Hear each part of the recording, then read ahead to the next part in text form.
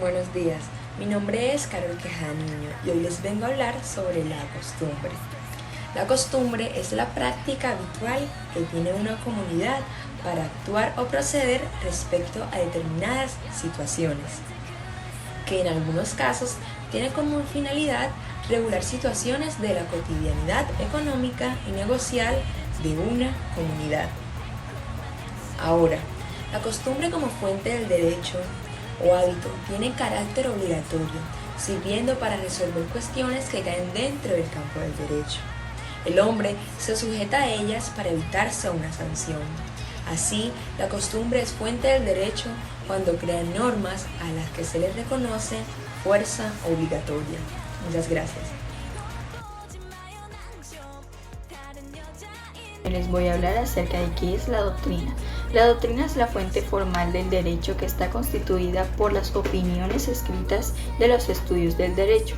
Al reflexionar sobre la validez formal, real o intrínseca de las normas jurídicas, estudia el manantial de donde brota nace el derecho, investiga los hechos históricos y las relaciones entre las diversas fuentes.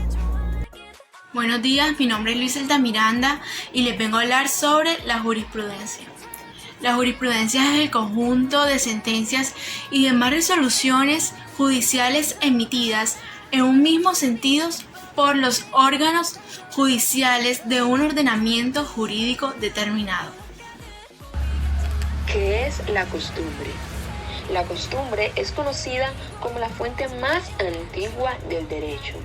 Sus referentes datan de su utilización en Roma como única forma de creación del derecho hasta antes de las 12 tablas, elaborada durante la segunda mitad del siglo IV a.C. En Europa fue generalizada su utilización como fuente primordial del derecho durante la Edad Media y el Renacimiento, prolongándose hasta finales del siglo XVIII, época en la cual se comenzaron a expedir las grandes codificaciones. En nuestros días, y en especial en los ordenamientos jurídicos de corte romano, germano, como lo es el colombiano, español, italiano, entre otros. La costumbre, a pesar de mantener importancia como fuente formal del derecho, cede ante el imperio de la ley. Existen tres tipos de costumbres. La primera se hace llamar costumbre secundum legem, que regula una materia que ha sido objeto de una ley, pero ampliándola o dándole una interpretación muy peculiar. La segunda, costumbre praeter legem, que regula una materia que no ha sido regulada por la ley. Y la tercera, pero no menos importante, costumbre contra la legem, que regula una materia de forma distinta a como aparece regulada en la ley. Es por ello inaplicada en la mayor parte del Estado. De esta forma, se evidencia que en los ordenamientos jurídicos de corte romano y germano, la ley tiene preponderancia frente a la costumbre. Lo anterior por razones de seguridad jurídica, debido a que si se admitiera costumbre contraria a la ley con fuerza legislativa, los asociados no tendrían certeza en torno a la consecuencia de sus actos, debido a que éstas variarían conforme a las prácticas consuetudinarias. Desde el punto de vista de la teoría general del derecho, costumbre jurídica no es más que conductas repetitivas que devienen en obligatorias con el transcurrir del tiempo. La doctrina es coherente y uniforme en cuanto al concepto de costumbre. Varios abogados y profesores dan su opinión. Hasta León Enrique señala que la costumbre jurídica es la repetición de conducta en inferencia intersubjetiva. Lo anterior, dado a que el carácter repetitivo de la conducta se le suma el carácter de obligatorio, valga decir de imperativo. La Torre dice que hablar de costumbre desde el punto de vista jurídico no basta con el simple uso por extenso y antiguo que sea, Junto a él, es necesaria la conciencia de que ese uso extraña la expresión de una norma obligatoria que ha de imponerse a todos. Manuel Osorio dice que es un hábito adquirido por la repetición de actos de la misma especie. Y por último, Martínez Roldán dice que las costumbres jurídicas son repeticiones uniformes y generalizadas de un determinado comportamiento, pero además dicho comportamiento se vive y acepta como algo obligatorio.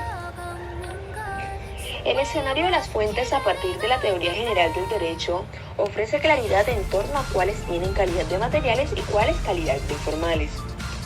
No existe unidad de criterio en todos los ordenamientos jurídicos cuando se hace referencia a las fuentes formales del derecho y su utilización.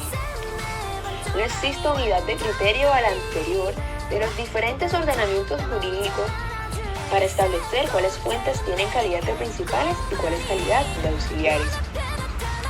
En Colombia, la Constitución Política, a través de su artículo 230, intenta hacer claridad en torno a cuáles son las fuentes principales y cuáles tienen categoría de auxiliares, lo cual no se logra debido a que en el escenario actual existen fuentes que, teniendo claridad de principales, no se encuentran mencionadas en ella.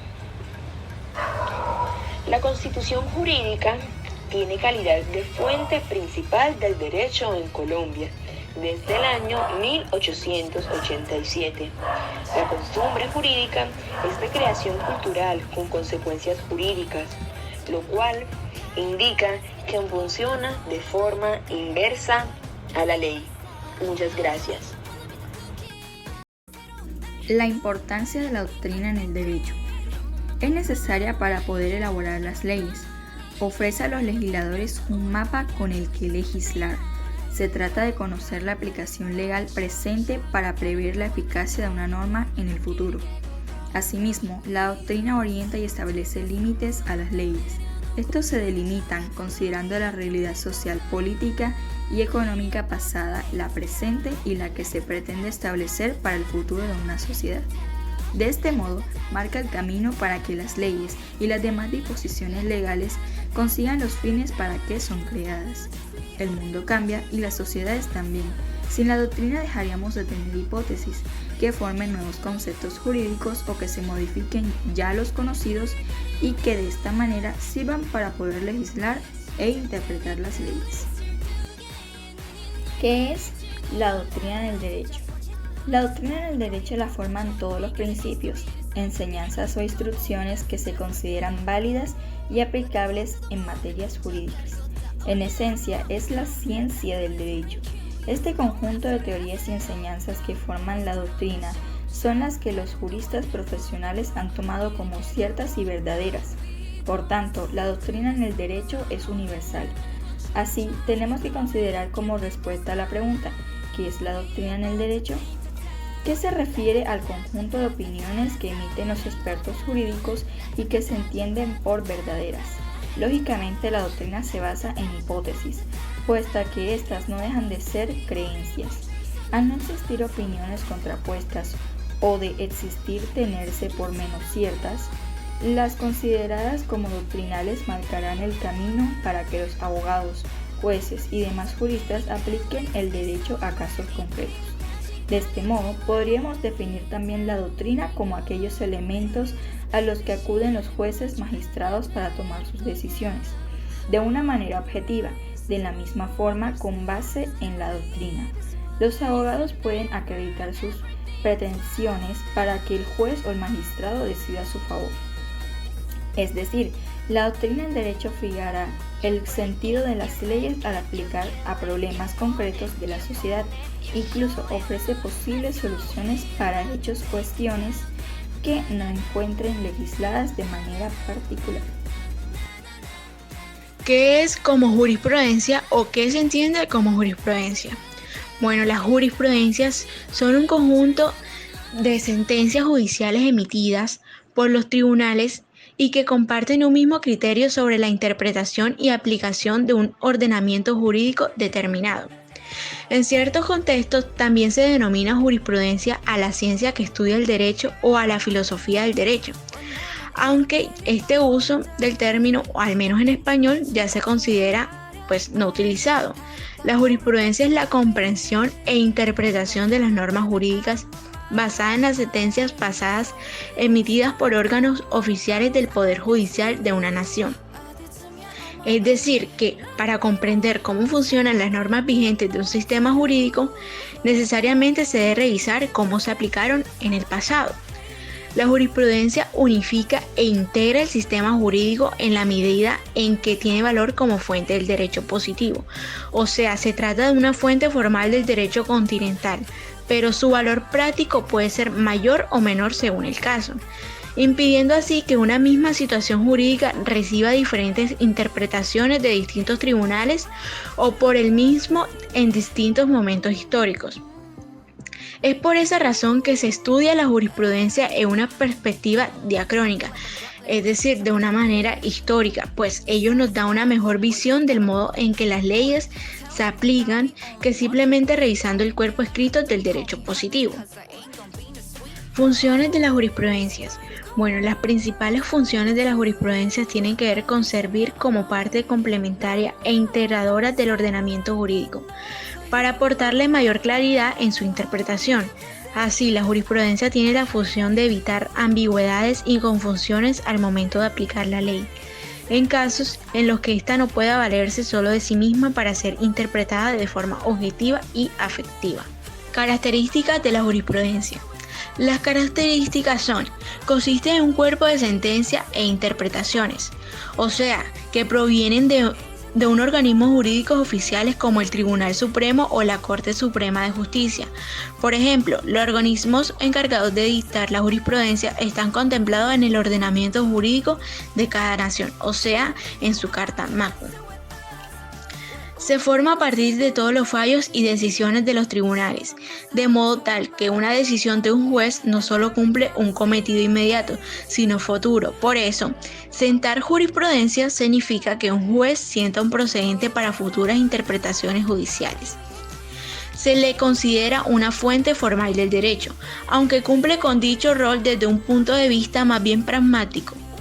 En el derecho anglosajón, por ejemplo, se le considera una fuente principal llamado common law, y de los jueces se espera que investiguen y conozcan las sentencias del pasado. Se comporta conforme a lo establecido a la Constitución Nacional y los ordenamientos jurídicos nacionales, de modo que puede venir conforme a la nación y a la tradición jurídica específicas. Antiguamente era el nombre empleado para referirse a la filosofía del derecho o a las ciencias jurídicas, como ya antes lo habíamos dicho. También están los tipos de jurisprudencia. Podemos hablar de los siguientes tipos de jurisprudencia diferenciados por su condición respecto de la ley.